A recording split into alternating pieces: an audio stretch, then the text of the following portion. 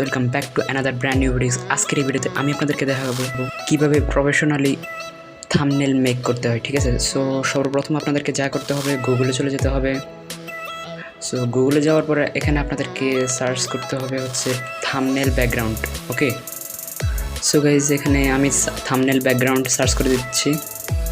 So guys THUMB thumbnail thumbnail background. So guys thumbnail background search করে দেবেন।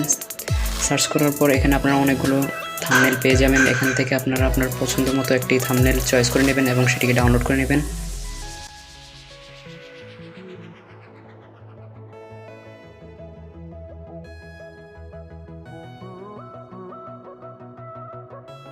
So guys thumbnail download করার পরে আপনাদেরকে ইনশট অ্যাপটি ওপেন করে নিতে হবে। সো এখানে আমি ইনশট অ্যাপসটি ডাউনলোড করে নিচ্ছি। আপনারা যারা যারা এখন ডাউনলোড করেনি তারা এখন ডাউনলোড করে নিন। সো ওপেন করার পর এখানে আপনাদেরকে চলে যেতে হবে ফটোজে ক্লিক করতে হবে। সো এখানে আমি নিউতে ক্লিক করতেছি, আপনারা সবাই নিউতে ক্লিক করে নেবেন। এখানে আপনি আপনার ডাউনলোড করা থাম্বনেল ব্যাকগ্রাউন্ডগুলো পেয়ে যাবেন। সো গাইস আমি এখান থেকে এটা সিলেক্ট করে নিলাম। সো সিলেক্ট করার পর এখানে আমি সর্বপ্রথম টেক্সটে চলে যাচ্ছি। টেক্সটে এখানে আমার থাম্বনেলটি মানে ভিডিওটি যেই সম্পর্কে হবে সেই সম্পর্কে লিখে রাখলাম।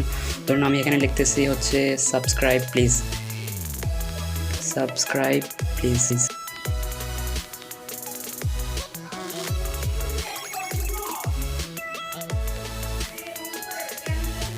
সো এটাকে এখন আমি এক সাইড করে রেখে দেব। সো তারপর আমাদের কাজ হচ্ছে এখানে বিভিন্ন ধরনের PNG অ্যাড করা। আপনারা গুগল থেকে বিভিন্ন ধরনের PNG ডাউনলোড করে নিতে পারেন।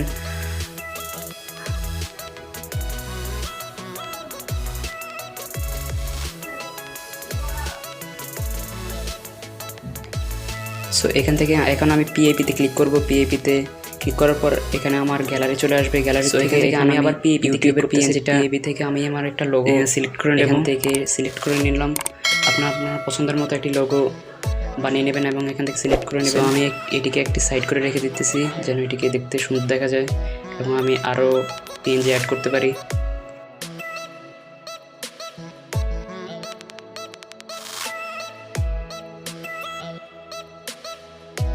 সো এখান থেকে আপনারা চাইলে আপনাদের টেক্সটের ফন্টও চেঞ্জ করতে পারেন। এখানে আমি হচ্ছে বেবস দিয়ে রাখছি। সো আপনারা আপনাদের পছন্দ মতো দিয়ে রাখবেন, যেটা হচ্ছে আপনাদের পছন্দ।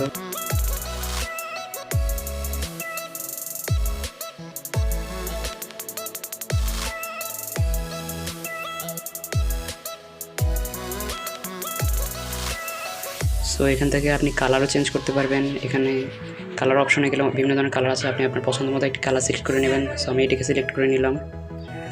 তারপর এরপর আপনাদেরকে চলে যেতে হবে ফ্রেমে আপনার এটিকে বিভিন্ন ধরনের ডিজাইন দিতে পারবেন। সো আমার এটার মনে হয় না কোনো ফ্রেম লাগবে, তারপরেও আমি আপনাদেরকে একবার দেখিয়ে দিতেছি।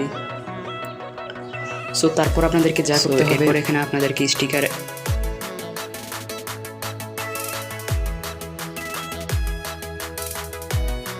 সো অ্যারোস চিহ্নটি আমার প্রয়োজন।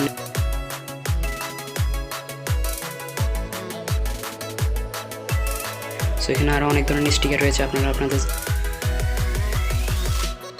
সো এরপর আমি ইউটিউবের লোগোটাকে এই পাশে নিয়ে আসতেছি এবং সাবস্ক্রাইবটিও করে নিতেছি যেন দেখতে আরও সুন্দর দেখা যায়। তো এরপর আমি চলে যাবো আবার PAP-তে। এখানে আমি একটা অ্যারো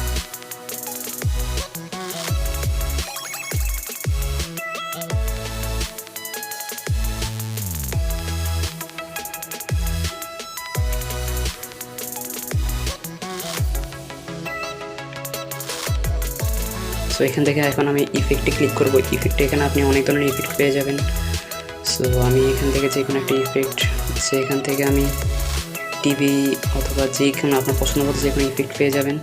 সো এখান থেকে আমি গ্লিচ ইফেক্টটি সিলেক্ট করে নিলাম, এটি দেখতে আরও সুন্দর দেখা যায় সেজন্য। এখান থেকে চাইলে আপনি ব্যাকগ্রাউন্ডও সিলেক্ট করতে পারেন। সো আমার ব্যাকগ্রাউন্ডের প্রয়োজন নেই। সো এই ছিল আজকের এই ভিডিও। যারা